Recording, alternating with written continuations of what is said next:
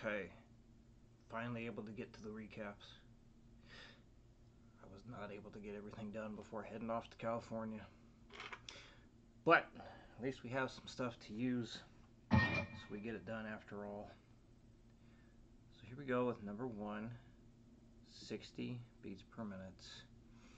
Using that E Phrygian scale starting on the 12th fret. Here we go. 1, wait a minute. There we go. 1, 2, 3, 4.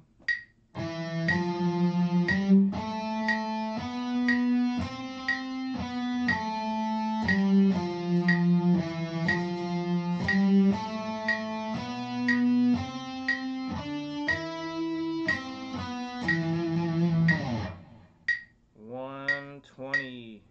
1, 2, 3, 4.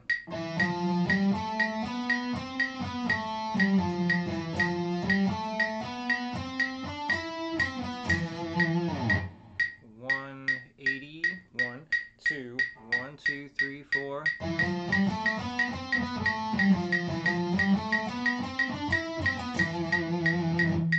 240. 1, 2, 1, 2, 3, 4. Okay.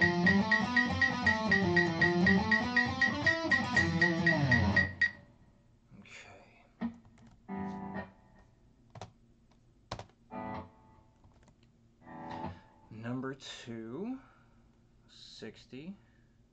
1, 2, 3, 4.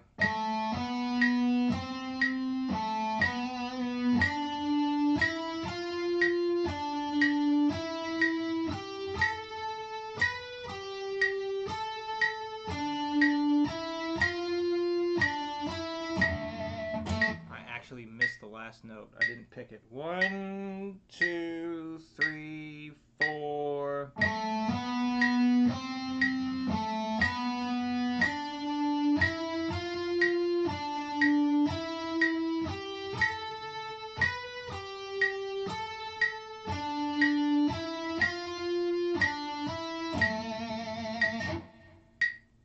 120. 1, 2, 3, 4.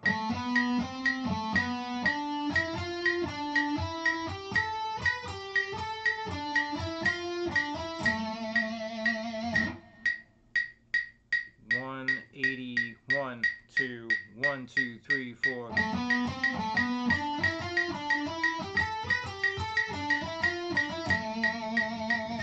240.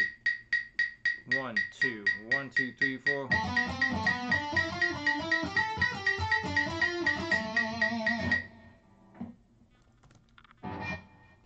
Alright, number 3.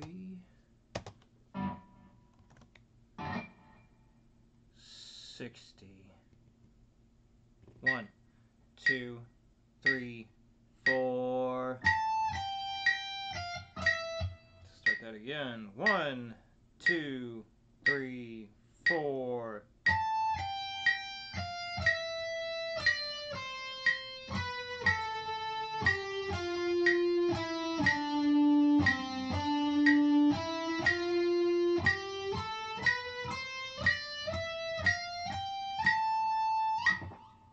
120.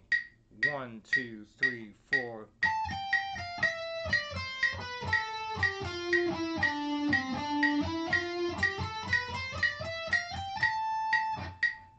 180. 1, 2, 1, 2, 3, 4.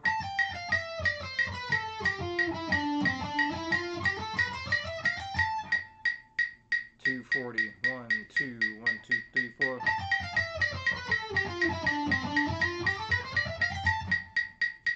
There we go. Alright, so these chords. So yeah, the big thing, and we're missing the ones with the B there. Main thing here is just get familiar with them. That's right. Sometimes things that I say to other people just kind of all blend together, especially when multiple students are working on similar things at the same time. I was thinking, did I already say this in the recap? No, I'm thinking that's just what we talked about at the end of the last lesson. So yeah, like things to really focus on are just besides, how do I want to say this? Because like the subtle changes that make a chord, not every bar is going to represent that very well. For example, going from the C to the C minor to C diminished, like that chord right there, the C chord into the C minor, well, they look rather different. However, that second bar there for the D major to the D minor, you can see that you just had that one note that's changed, and then from D minor to D diminished, also fairly easy to see, it's just that one note change is how you get that chord. Just flat the third, and then flat the 5 in that shape. Kind of pay attention to how these things sound too. You don't want to just hit the shapes or hit the chords just to hit the chords. Typically the majors,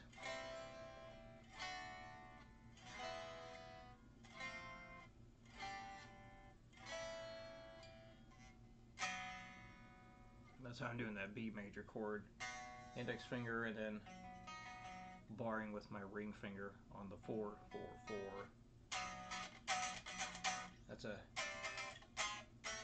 another movable shape there. So any of the bar chords are movable shapes. But anyway, so major, happy. That's usually what that chord is associated with. The minor chords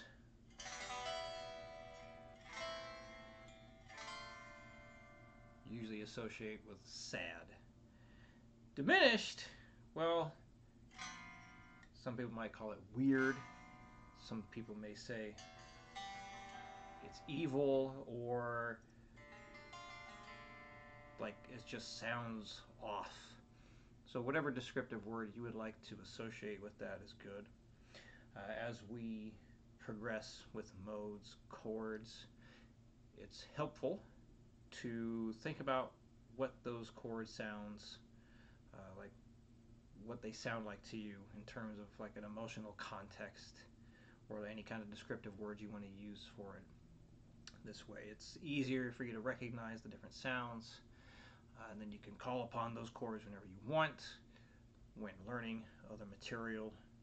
If you're like trying to figure out something by ear, you might be able to pick things out a little bit more easily when you associate the different sounds with different descriptive words.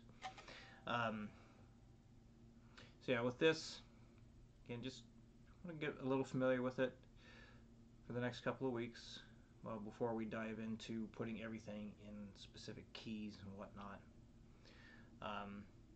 So yeah, don't need to do a whole heck of a lot with this. Run through it, at least like once a day. That would be good. You could work towards memorizing all of these before we meet up again. That would also be good. But like really powerful chords here, powerful meaning, they have multiple uses, or those bar chords. So like that F chord is really just taking the E major shape and shifting everything up a whole step. Take that middle finger off, and you got your minor chord. So everywhere you move that chord shape has to stay on those same strings though. That you got a minor chord. And here, everywhere you move that, you have a major chord all over the place. E major, F sharp major, G major, G sharp major, and so on. And like the B minor chord shape, where we got the C minor right there on the screen. So that looks like a major chord, but because of the guitar's tuning, even though the shape looks the same, same fingers and all that, because we're starting on the A string, now we got a minor chord.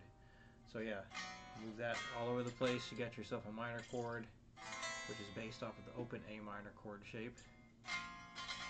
Whoops. Diminished stuff, again, movable. So anywhere you play that shape, you got yourself a diminished chord. And then the other diminished chord that starts on the low E string. So I'm holding that one first, third, fourth, second. First finger, third finger, fourth finger, second. Not a good idea to borrow this one. You could, but then there's too much risk of hitting that B string, and we do not want that note part of the chord because it's not. It's not. This gives you more control. So yeah, just moving that shape.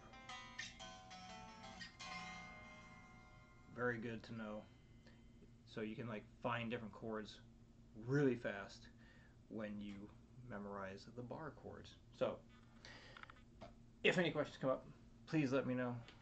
I will see you again in 2 weeks.